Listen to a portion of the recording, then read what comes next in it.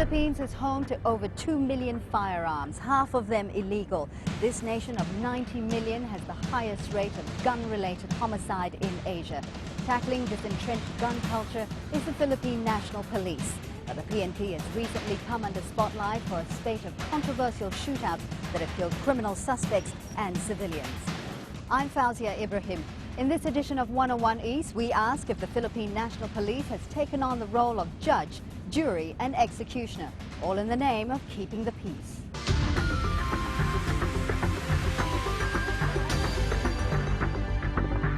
The Philippine National Police motto is to serve and protect. But with reports of rampant corruption and abuse of power, many Filipinos have lost faith in their force. However, as we found out, challenges faced on the front line are far more complex than any public image problem.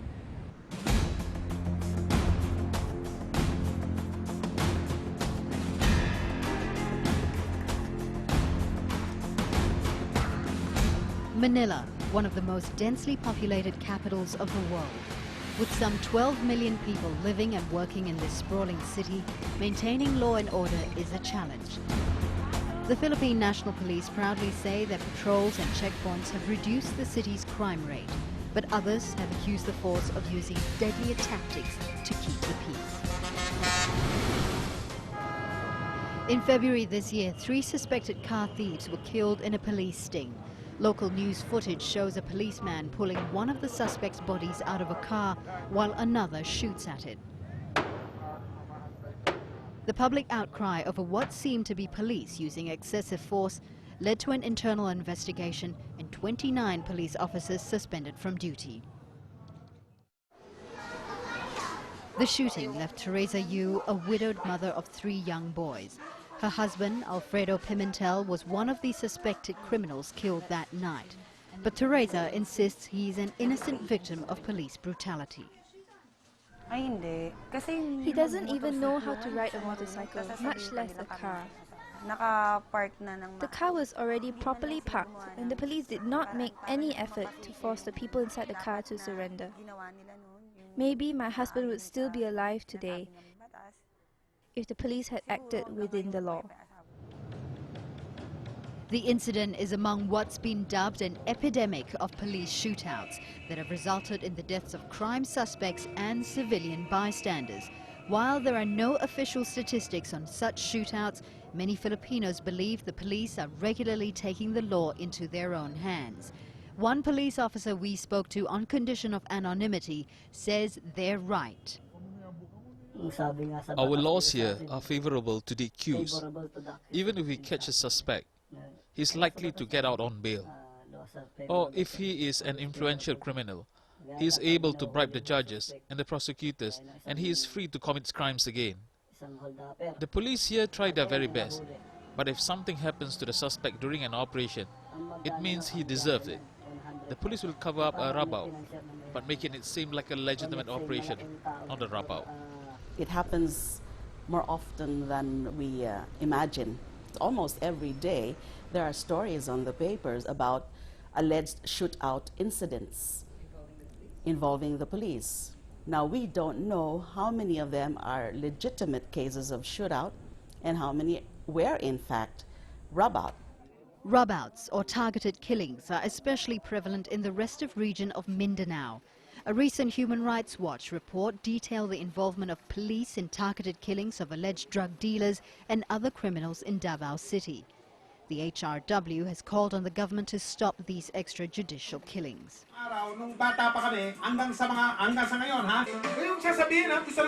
But Mike Enriquez, host of a popular radio and TV crime show, says not everyone condemns the police.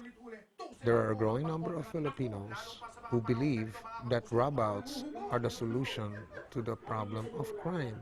The only reason people in Davao are quiet is because they see results. Not in terms of the number of dead bodies, but in terms of crime incidents. Crime levels low. Oh no, I disagree with that. That is taking the law into their own hands. Well, we have a rule on due process in this country. You not just arrest somebody and then say that he is already guilty. He has to go to trial. There's a judicial system that will determine the guilt or innocence of a person.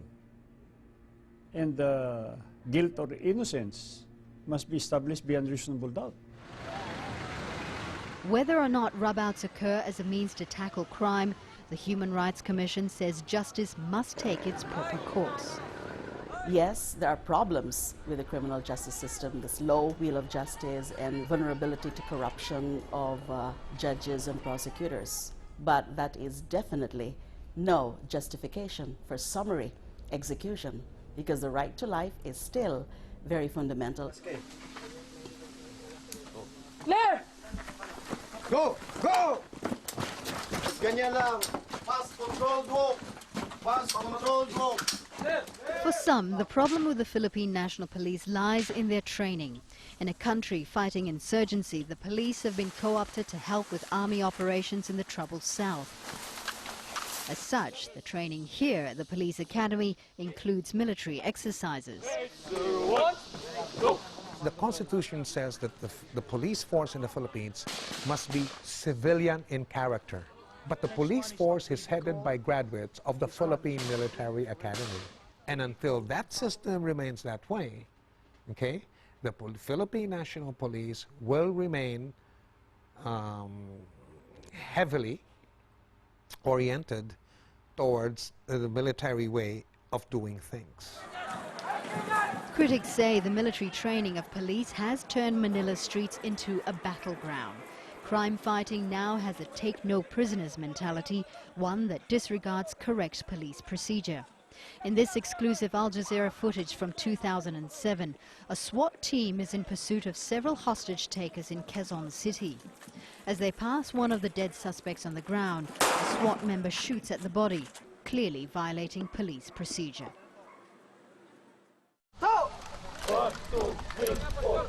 Others blame the alleged hazing new police recruits go through during their training. What's been described as a team and morale-building ceremony, the violent acts inflicted on recruits has been banned. However, there are still reports of hazing being carried out secretly, something the Police Internal Affairs Unit, NAPOLCOM, is concerned about. To a great extent, hazing has created a mindset among our young policemen that they are a different kind of breed in the bureaucracy, and that using violence as a means to an end is acceptable. But the Philippine National Police insists the numbers of violations, whether it is breaking with procedure or the use of excessive force during operations, are very few. If you look at the number of policemen, we have around 125,000.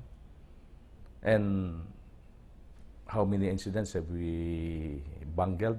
They do happen once in a while, but they rarely happen. That means the training that were given to them have been very effective. But it's just so that some have had some lapses. And so these bunglings happen. Every year, an average of 30,000 people apply to join the Philippine National Police. But due to budget cuts, the PNP have had to reduce the number of recruits. The PNP readily admit they are vastly underfunded, so much so that half the force is without weapons, and there is only one policeman responsible for 1,500 people. The lack of funds has a direct impact on the policemen and women on the front line of crime fighting. The criminals have better firearms than we do. They have high-powered guns, and we only have small firearms. Also, we are only given 24 bullets a year. What if you use it all in one operation? Then you have to buy your own bullets. I have a small salary, but I still have to buy my own bullets for my own protection. Why do you think there is this general perception that the Philippine police force is corrupt and above the law? Not all policemen are corrupt. Most of us want to do a good job. But sometimes we are forced to go along with the already corrupt system and officers, otherwise we may lose our jobs. Some police turn to corruption because their low salary is not enough for their families to live on. But not everyone is convinced of such arguments. Some say corruption within the force is rife because the police believe they are above the law.